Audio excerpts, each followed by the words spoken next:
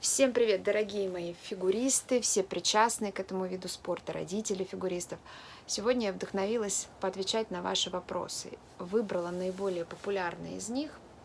И вместо того, чтобы писать каждому ответ, я решила записать это видео. Первый вопрос был про аксель. Я, конечно же, понимаю, что большинство зрителей на моем канале – это любители, поэтому ваши вопросы, конечно, чаще всего попадаются, и я буду на них также отвечать.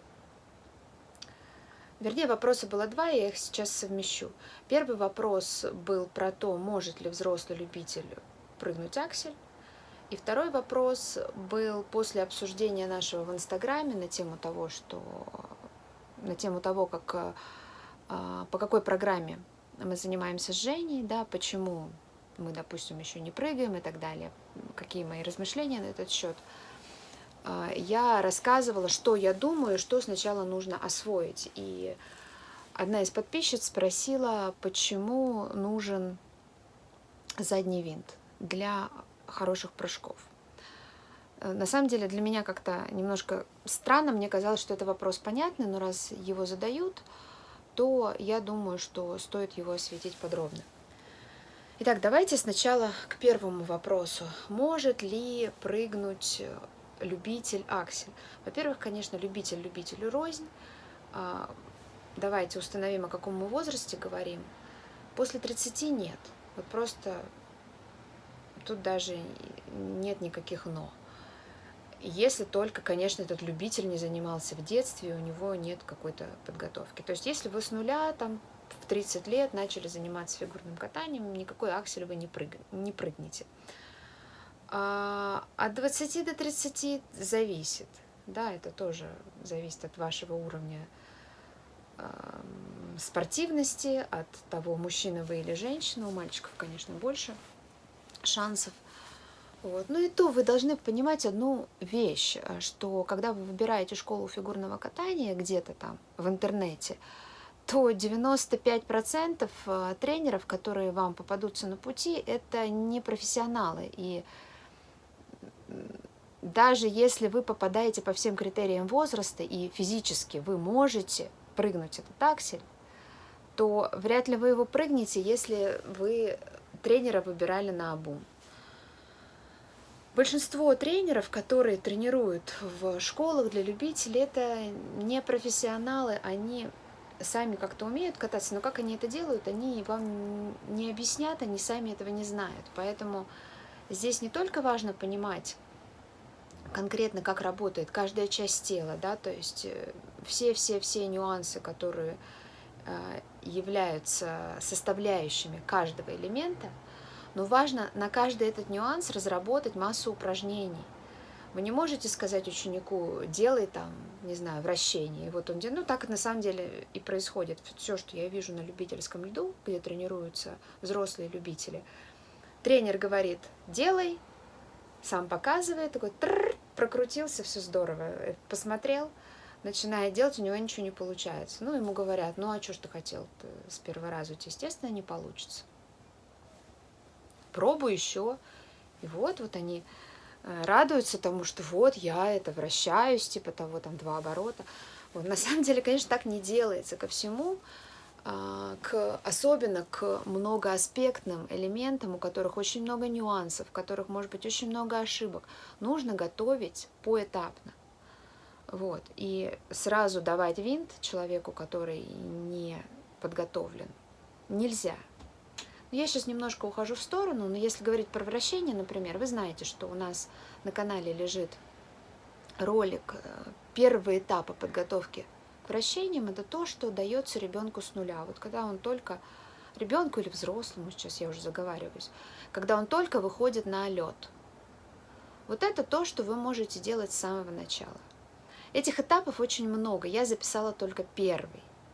Потом будем уже дальше записывать. Но давать вращение с заходом сразу же, как только вы начали тренироваться, это неправильно, потому что там и руки, и положение корпуса, и положение маховой ноги, и синхронизация всего этого. Здесь очень много нюансов, которые надо отрабатывать отдельно.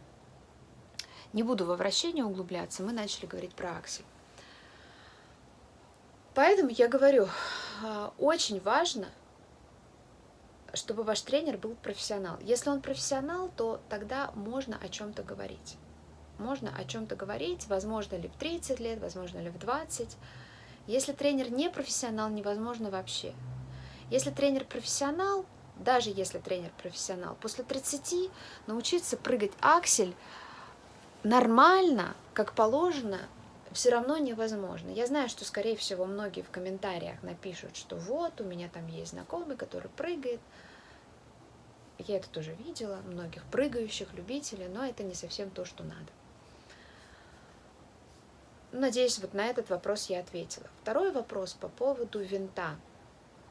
Наверняка вы видели, если вы когда-нибудь тренировались с детьми, которые занимаются в спортивных школах, там на подкатках или как-то, да, наверняка вы видели такое упражнение, это задний винт и прыжок из заднего винта. Вот это как раз то упражнение базовое, которое нужно для акселя. Почему? Потому что положение вращения в винте в воздухе – это как раз то положение, которое в конечном счете, к которому в конечном счете приходит фигурист на всех прыжках. То есть на всех прыжках идет вращение вокруг правой ноги, ну если вы правша, естественно. И на эту же ногу вы и приземляетесь. Выезд идет с правой ноги. Поэтому в прыжках, таких как аксель, сальхов, тулуп, нам нужно сначала дойти до маховой ноги, на нее как бы наступить, собраться, да, собрать все части тела и потом начать вращаться. Вот это правильное положение корпуса. И вот как раз, когда вы наступили на эту маховую ногу, она же правая нога, собрали все части тела, дальше у вас идет обычный винт, но только в воздухе. Поэтому я и говорила, что без заднего винта прыгать аксель бесполезно. А мы обсуждали как раз ваши комментарии под видео, вернее, под коротким видео, где Женя катается, и многие написали, что мой ребенок уже прыгает аксель в 7 лет. Вот. И я понимаю, что никакого там акселя настоящего, который послужит основой для двойного акселя, для тройного тем более, там нет, потому что это аксель в круг, он такой не совсем корректный. Я сейчас найду видео, вставлю сюда, покажу вам, о чем идет речь.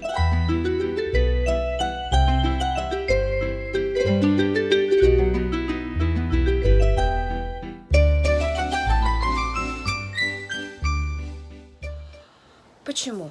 Почему так происходит? Почему в школах учат? Дело в том, что у тренеров есть тоже конкуренция между собой. Да, то есть такой ситуации, что один тренер тренирует одного ученика от самого начала, от первых шагов на льду до олимпийского пьедестала, это, я не знаю даже таких ситуаций, наверное, таких и не бывает. Вот максимально продолжительные периоды, как, например, там Мишин Плющенко, и то он его не с нуля начал тренировать, это очень-очень редко бывает. Поэтому, понимаете, тренеру нужно выполнить свою задачу. Вот он должен что-то показать. Вот я научил акселю. То, что этот аксель не будет основой для 2,5, для 3,5, ему наплевать, по большому счету. Он свою задачу выполнил. А следующий тренер будет переделывать. Вот. Но, в общем, в общей картине получается что? Получается то, что вы тратите целую кучу времени на все вот эти вот... Какой-то результат, потом его надо переделывать. Потом опять какой-то результат сделали, потом под следующий прыжок опять надо переделывать. Да? Конечно, хорошо, когда один тренер ведет тебя от начала и до конца. Но это в наших реалиях практически невозможная вещь, потому что есть такие понятия, как административный ресурс, как какие-то знакомства, да, люди переходят из клуба в клуб, тут интриги и так далее. Вот. И я еще раз хочу сказать, что если у вас нет на льду вот этого положения заднего винта, он должен быть скоростной, и вы не прыгаете из заднего винта наверх, то аксель, тот, который делает ребенок, не умеющий делать задний винт, это не настоящий аксель, это пародия на аксель. Имеет его смысл делать? Не имеет. Поэтому сейчас мы как раз с Женей занимаемся задним винтом. Вот, он делает смену ног во вращении, я его прошу. Почему смену ног во вращении важно делать? Потому что, когда ты делаешь смену, тебе нужно при смене ног тебе нужно очень быстро перенести центр тяжести на другую ногу и занять вот эту позу свечки, да, что у тебя вся тяжесть ровно над той точкой, на которой ты вращаешься. Да. Сначала на одной ноге, потом раз, резко переходишь на другую, и все быстро выравниваешь по вот этой оси. Вот этому нужно научиться, потому что как раз в прыжке вы это делаете, вы напрыгиваете на правую ногу, быстро выравниваете свой центр тяжести по этой оси, по правой ноге, и начинаете крутиться. Поэтому вот эти упражнения мы с ним делаем. То есть задний винт и смена ног во вращении сейчас. Как раз такое упражнение показывает Андрей Торгашов. Он делает смену ног во вращении, доходит до правой ноги, резко группируется и усиливает этим самым крутку. Вот. А прыгать, что подразумеваю под прыжками? Я под словом прыжки подразумеваю двойные и аксель, потому что перекидной, сальхов, тулуп, одинарный — это не прыжки, это просто прыжки в полоборота. Для этих прыжков не требуются крутки, не требуется заднего винта. Соответственно, все одинарные прыжки вы можете делать, не оттачивая задний винт. А вот уже к двойным нужно подходить более серьезно. Потому что двойные — это уже является основой для тройных, четверных и так далее. Хотя, конечно, техника, если говорить уже о прыжковой технике, техника для двойного прыжка, для тройного и для четверного, и, может быть, для пятерного, она будет различаться.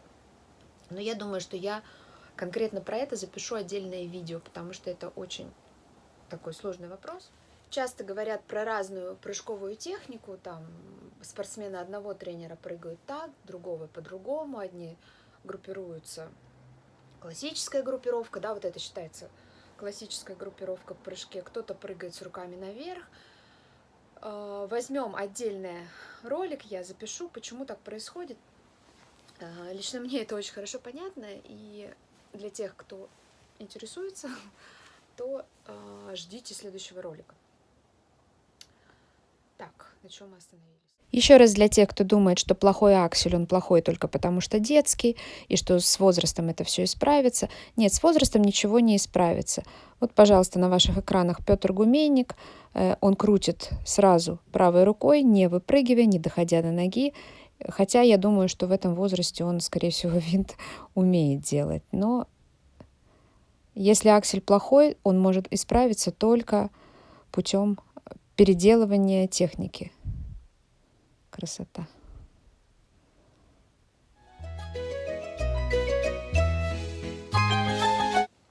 Помимо этого, очень многие родители пишут про то, что а вот мой ребенок там в таком-то возрасте уже вот это и вот это делает, а вот это делает вот это и вот это. Это очень хорошо, но это ни о чем вообще не говорит. Какая задача стоит перед вами? Сделать что-то как можно раньше или все-таки в итоге, вообще ставить себе цели, там, я не знаю, стать олимпийским чемпионом, какую-то глобальную, она не совсем правильно, потому что может привести к выгоранию. Если вы не любите фигурное катание, лучше им не заниматься. То есть заниматься фигурным катанием стоит, на мой взгляд, только ради процесса. Если вы это любите, это ребенок любит и так далее. Если любви нет, то не стоит вообще начинать. Просто постановка вопроса меня немножко смущает. Но опять же, если даже, условно говоря, взять какую-то высокую цель, дорога к этой цели не в том, чтобы раньше начать.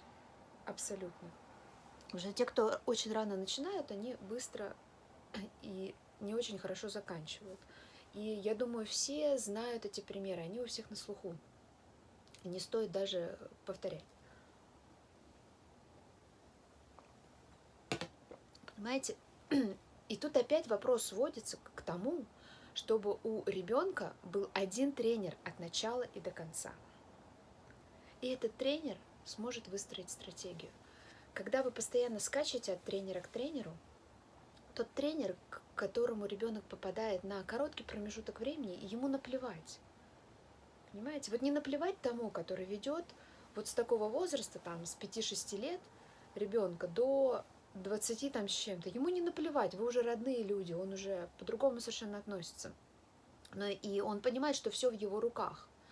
Когда тебе дают ребенка на какой-то короткий промежуток времени, ты понимаешь, что ты за этот промежуток времени очень мало можешь сделать. Поэтому ответственности на тебе практически никакой. Если что, все можно спихнуть на предыдущего или на последующего, поэтому это очень плохая стратегия скакать от тренера к тренеру, очень плохая. Ну, конечно, переходы случаются, это нормальный период, нормальная процедура, но все-таки надо стараться делать их как можно меньше. И так вот, я говорю, что каждый тренер на своем участке пытается показать максимальный результат. Какого качества этот результат будет, его не волнует, потому что вы-то все равно не разбираетесь, да, как родитель. Он вам показал аксель.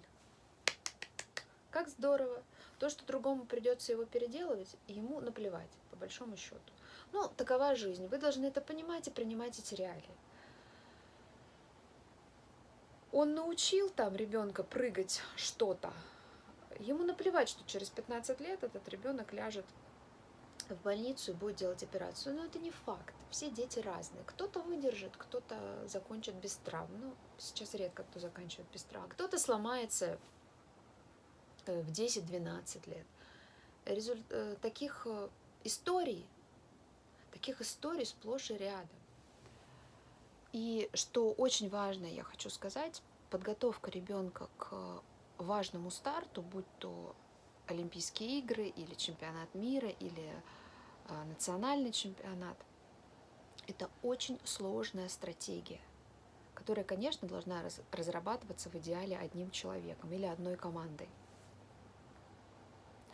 Это стратегия, потому что человек не может быть, спортсмен не может быть на пике формы всю свою карьеру или очень долгое время. Вот как раз сейчас прошел 4-й этап российского гран-при в Казани, где выиграла в женской одиночке Софья Муравьева.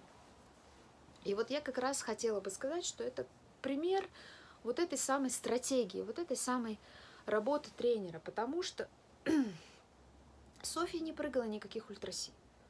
Она катала очень спокойно, ничего на таком. Глядя на нее, ни в жизни не скажешь, что здесь имеет место какое-то супер-пупер чемпионское катание. И вот это как раз тот случай, когда выиграла стратегия. Она каталась без ультраси. Все девчонки, которые пытались прыгать ультраси, они все повалялись на нем. То есть на этапе гран-при в Казани не было ни одного чисто выполненного четверного прыжка, либо акселя 3,5. Вы же знаете, что тренеры имеют тенденцию друг за другом поглядывать, они знают, кто в какой форме, они находятся в курсе событий. И вот тренерский штаб, который занимался Софьей Муравьевой, решили, что ей не нужно ультраси прыгать, потому что были уверены в том, что никто чисто не прыгнет. Ну, я так представляю. Вот как раз тот пример, когда выигрывает стратегия. Или, если помните, знаменитый прокат Нейтана Чена в 2018 году на Олимпиаде, когда он оказался аж 5-м, потому что не послушал тренера и решил в короткой программе прыгать четверной луц, что ли. И Арутюнян потом давал интервью, говорил, что тот не был к нему готов, и Арутюнян был против, но Нейтан решил сделать по-своему. Его стратегия проиграла. Кроме этого, я писала еще в Инстаграме, мы обсуждали лезвие. Кто-то из комментаторов написал под Жениным видео, что у него лезвие непрофессиональное, это действительно так. И я четко расписала свою точку зрения, что я против, когда маленьким детям покупают супердорогие профессиональные лезвия. Почему? Потому что эти лезвия делают все сами. Касательно вращения, особенно вращения, я думаю, что все родители понимают, что лезвия с большей кривизной позволяют легче совершать повороты, легче заходить на вращение, соответственно, меньше трения при вращении и так далее. Вот и это как раз медвежья услуга, которую оказывают родители, покупая такие лезвия, потому что вроде бы у ребенка все получается, но корпус у него при этом совершенно не работает. Поэтому я считаю, сначала нужно на вот таких тесаках, на которых мы катаемся, абсолютно плоских, научиться работать корпусом. Когда у тебя не получится поворот, сложный поворот, я имею в виду типа крюка, выкрюка, типа скобки, если ты не отработаешь по полной своим корпусом. С профессиональными лезвиями они прощают многие ошибки. Вот в чем их беда. И почему они, на мой взгляд, неприемлемы для непрофессионалов, для детей, которые только учатся. Кстати, вот в Инстаграме мы разбирали вращение одной фигуристки. Кто еще не подписан, подписывайтесь. Ссылку оставлю внизу в описании.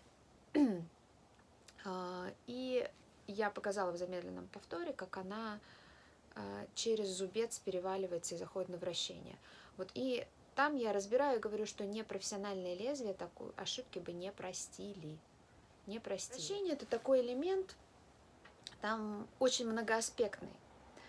И фигурист, который выходит на соревнования, он не может делать его по-разному. Он всегда делает его одинаково, потому что он уже вкатан.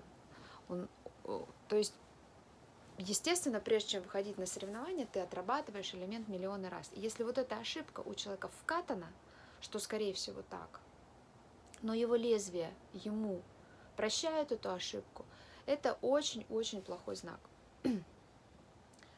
Вот, поэтому я говорю, там кто-то спросил у меня также в вопросах, как можно понять, когда менять лезвие. Конечно, это только тренер может решить, то есть у него есть какое-то понимание, что будем делать дальше, что он хочет от ученика добиться, чего он хочет добиться, чего он хочет увидеть.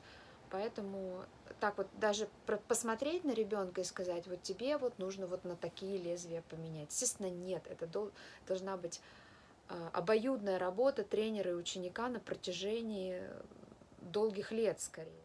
И опять же я возвращаюсь к своему изначальному посылу: не меняйте тренеров как перчатки. Очень важно, чтобы человек выстраивал для вас стратегию.